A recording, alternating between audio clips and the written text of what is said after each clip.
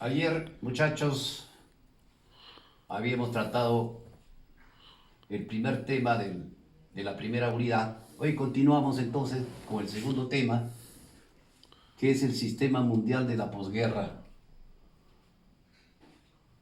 Al terminar la guerra, la Segunda Guerra Mundial, todos los conflictos quedan paralizados. Los países contendientes, todos en su lugar.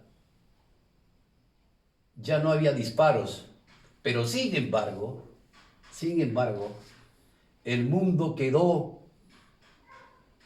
con un sentimiento de desconfianza, que cualquier momento de nuevo se reiniciaría la contienda.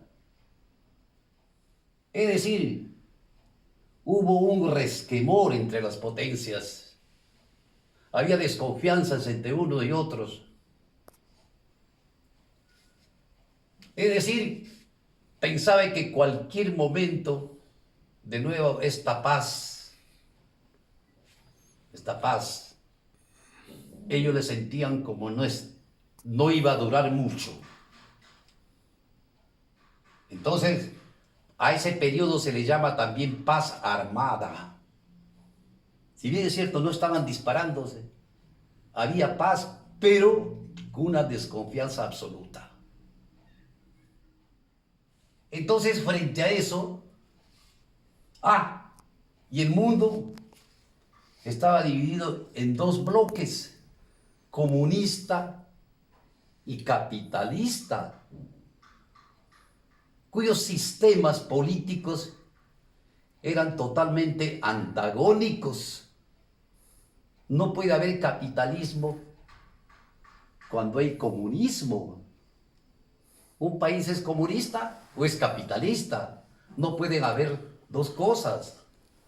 Entonces, había una desconfianza entre los capitalistas y los socialistas. Así se encontraba el mundo después de la guerra.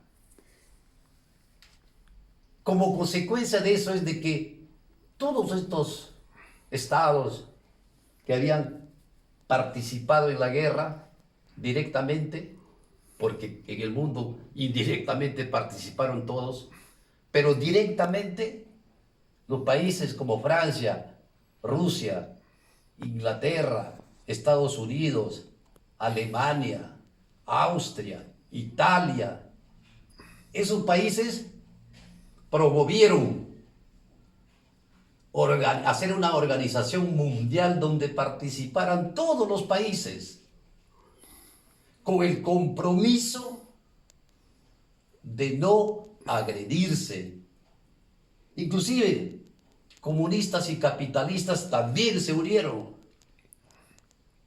Rusia y Estados Unidos estuvieron ahí porque era la única manera de mantener la paz, estando unidos todos.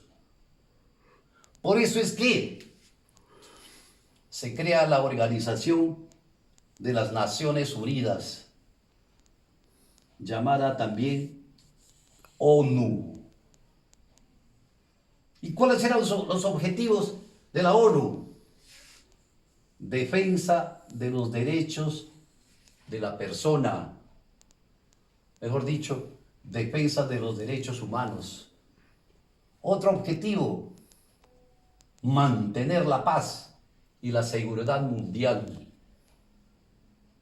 Se comprometieron a no agredirse. También promovieron la libre determinación de los pueblos, es decir, respetar las decisiones que optara cada estado. Si un estado quería tener un determinado régimen político, que lo tenga. Si su pueblo en elecciones o en referéndum o en plebiscito decidían tomar un determinado sistema político, que lo tomen. Entonces, eso también se acordó. Respetar la libre determinación de los pueblos. La cooperación entre países. Es decir, acudir en apoyo de un país que se encontraba en problemas, acudir ahí. Entonces, esos fueron los objetivos principales de la ONU, de la Organización de las Naciones Unidas. Cuando en San Francisco en 1945 se reúnen los estados, se reunieron 50 estados, pero poco tiempo después estos 50 estados se convirtieron en 100, en 150 y más, ahora llegan a 200.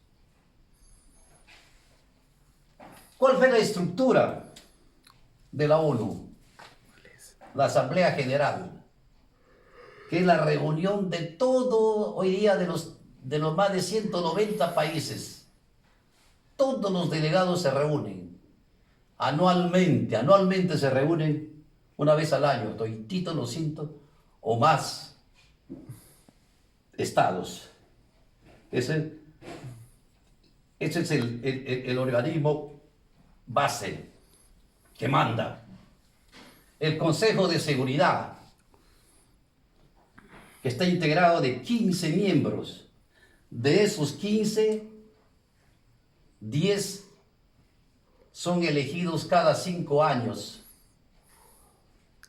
y 5 permanentes todo el tiempo. Estos representantes no son cambiados, salvo que el Estado cuyo representante decide renunciar, salvo así, pero no. ¿Quiénes son esos privilegiados? Esos 5 representantes vitalicios que solamente cada estado dice este va a ser. El representante de Estados Unidos, el representante de la Unión Soviética, de Rusia, de la Gran Bretaña, de Francia y de Italia. Esos representantes son los que dominan la Organización de las Naciones Unidas, esos permanentes.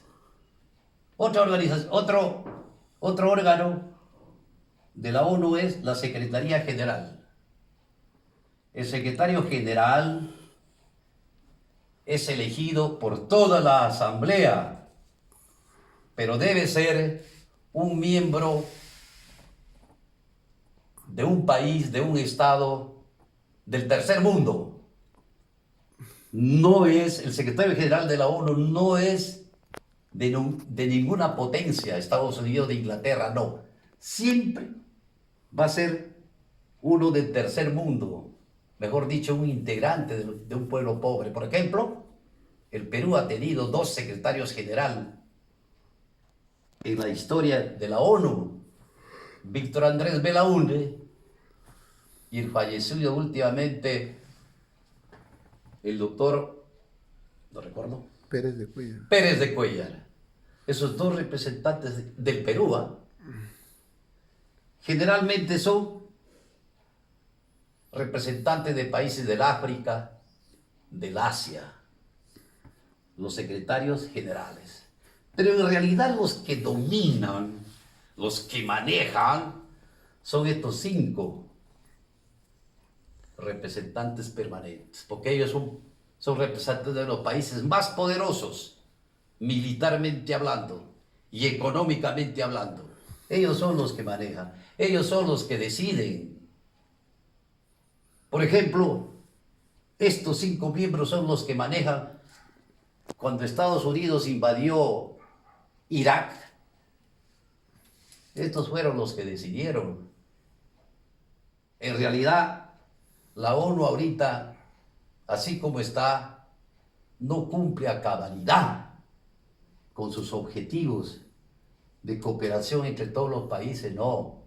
Fundamentalmente apoyan a los países poderosos. Por eso las agresiones que hace Israel al país palestino se hace con el visto bueno de la ONU. Entonces, eso hay que revisar, eso hay que las generaciones futuras tienen ese compromiso de revisar que se cumplan los objetivos de la ONU. Otro organismo que tiene la ONU es el Tribunal de Justicia de La Haya. Por ejemplo, en Perú, el problema que no pudo solucionar bilateralmente con Chile sobre la frontera, se tuvo que recurrir al Tribunal de La Haya, y que funciona en Bélgica, y ahí el Tribunal de La Haya nos dio la razón. Entonces, esta es una organización también parte de la ONU. Bien, Estados Unidos creó un plan Marshall, que era un acuerdo del Congreso de Estados Unidos, planteado por el senador Marshall, que acordaron ayudar, apoyar económicamente a los países de Europa con préstamos. Estados Unidos sacó un fondo especial para ayudar a los países y creó el Banco Internacional de Reconstrucción y Desarrollo. Creó a través del Plan Marshall, y este banco es el que daba la plata a eso, pero solamente a los países que habían participado en la guerra, en la Segunda Guerra Mundial. Después esto se convirtió en BID, hoy es BID, hoy es el Banco Interamericano de Desarrollo. Pero el Plan Marshall ya acabó, porque tuvo un periodo, ya no existe el Plan Marshall. Ahora lo que existe es el Fondo Monetario Internacional, que es la entidad que avala. Si el Perú quiere un préstamo de cualquier entidad, si quiere un préstamo del BID, el Fondo Monetario Internacional hace un estudio de la economía del Perú. Si el Perú cumple con todos los mandatos del Fondo Monetario, entonces procede ese préstamo. Por ejemplo, en el gobierno de Alan García, el primer gobierno de Alan García, el Fondo Monetario Internacional calificó al Perú como un país que no se le podía dar préstamo. El Fondo Monetario, no, al Perú no se le da. ¿Por qué? Porque no pagamos nuestra deuda. Entonces, el fondo es una entidad que avala el préstamo a cualquier país. Si no tenemos la autorización del FMI, no se da. Por ejemplo, ahorita Venezuela no tiene la autorización del Fondo Monetario Internacional, por eso es que no puede pedir préstamos.